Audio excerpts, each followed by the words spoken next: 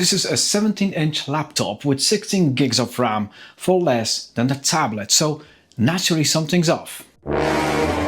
And once you actually use it, you'll see exactly where the compromise is. This sits in that weird category of budget desktop replacement. It's not a travel laptop, it's not a performance machine built for power users. It's built for people who just want a big screen and enough power to get through the day, without spending $800 plus. And the way it hits that price point is very obvious the moment you touch it. Quick look at what's in the box. You get the laptop itself, a 65-watt charger with the power cable and some documentation.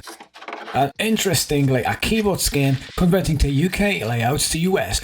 Bit unusual, but honestly some people will probably find that useful. Let's address it straight away. This is plastic, all of it. No offensive, but not hiding it either. The lid flexes if you press it. Keyboard deck is mostly fine until you push the center. And yes, it gives. This is where the money was saved. Now here's the important part. It looks better than it feels.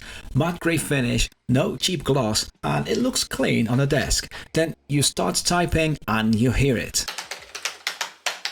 Keys are slightly hollow, a bit loud, not tight like a MacBook or high-end Dell. Put it next to something premium and it's obvious, but here's the important bit. It's still usable, just don't expect anything close to premium.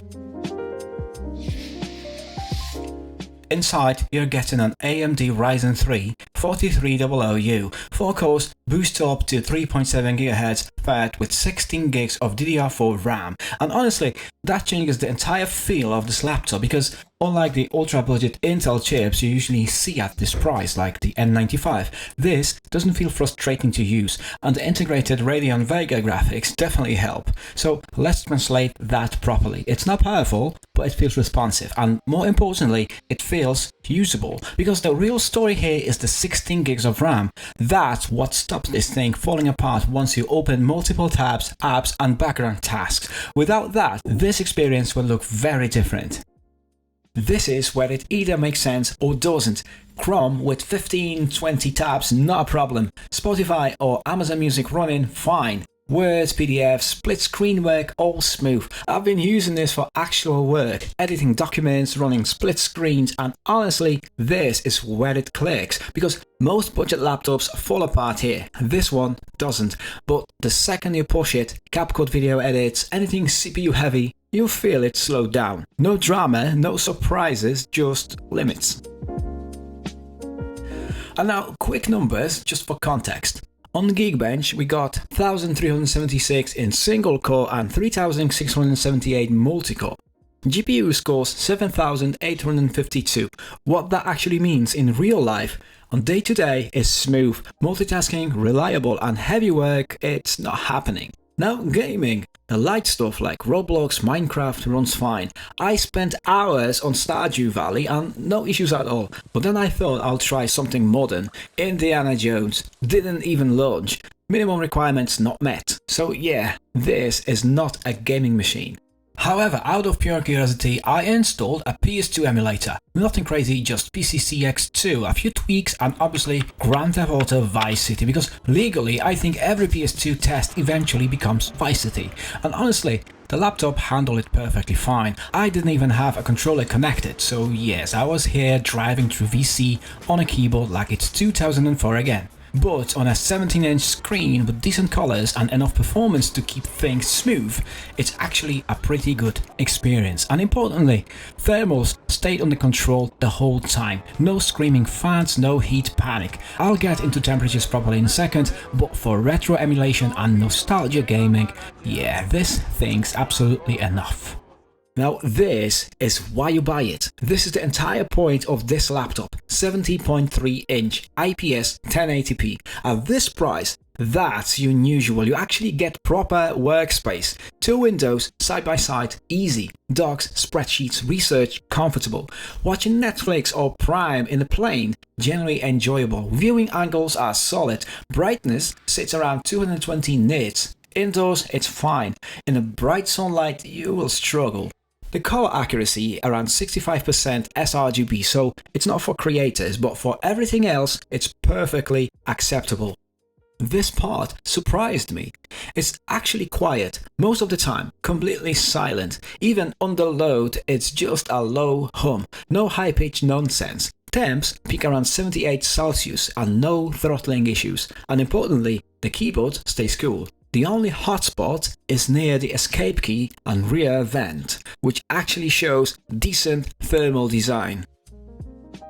And here's something important. I tried running this through my usual desktop setup. USB docking station, dual monitors, the usual. It's charged through USB, fine, but there's no display output.